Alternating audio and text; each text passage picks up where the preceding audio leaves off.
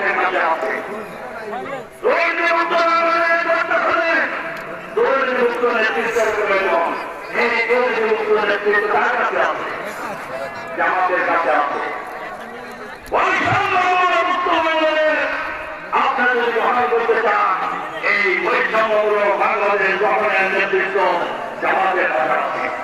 আজকের এই ঐতিহাসিক কর্মী সম্মেলনে আমি আহ্বান জানাতে চাই, যেগুলো অত্যাচার হয়েছে এইগুলো হত্যার বিচার করতে হবে।